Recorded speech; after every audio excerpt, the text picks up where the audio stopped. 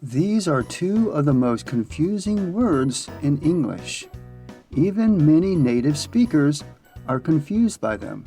To many of us, if something is flammable, it catches fire easily.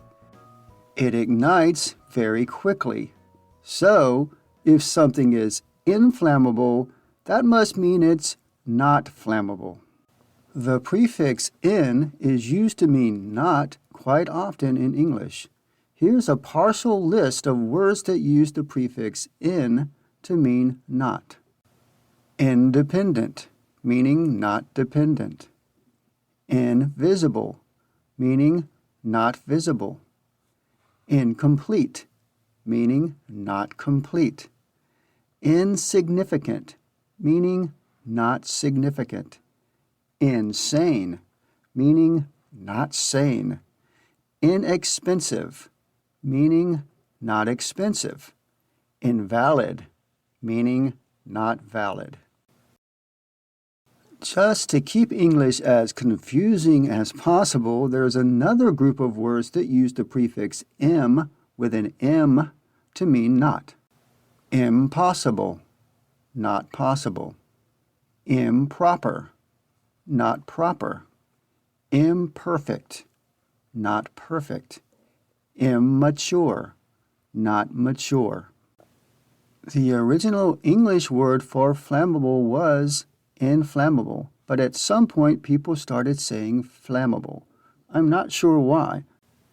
Perhaps people were confused and thought inflammable means not flammable, so there must exist another word, flammable, that means the opposite. Or maybe they started saying flammable in case people thought inflammable meant not flammable. Now, unfortunately, both words are common and interchangeable. I cannot speak for other English-speaking countries, but in the United States, the word flammable is more often seen on signs and fire safety information. The in prefix in inflammable is used as an intensifier to simply increase the meaning. It's not needed. Was it a good idea to start saying flammable instead? Well, it's difficult to say. The Latin prefix in English, is most often used to mean not, and in Latin it was often used to mean in, on, or into. We have many words evolved from Latin whose meanings have changed so that the prefix in is no longer actually a functional prefix. For example, the word involve came straight from a Latin word meaning to roll into. We borrowed the Latin word involve from Latin via Old French, but we did not borrow volve, or if we did, we no longer use it, although it survives in other words like revolve. There are other words like this in English where we don't think about the meaning of the in prefix because there is no corresponding word without the prefix.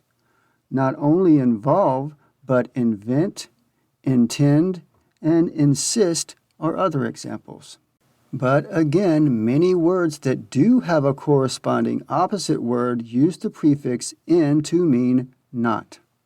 Yet other words use the prefix in as an intensifier, just as inflammable does.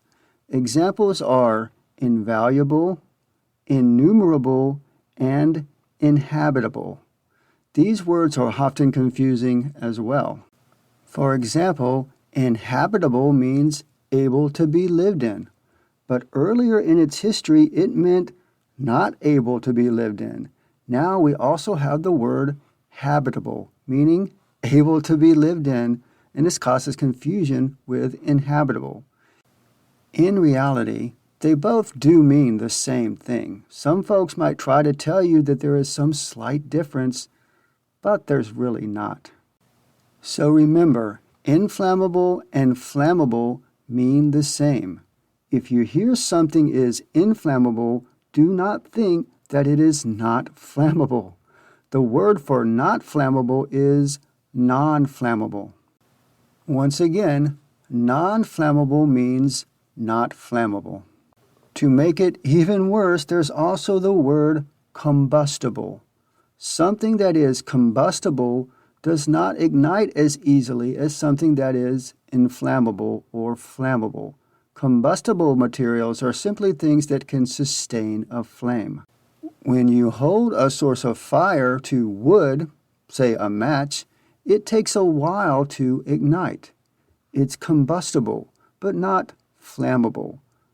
But the natural gas from your stove is a vapor that can ignite immediately when exposed to flame.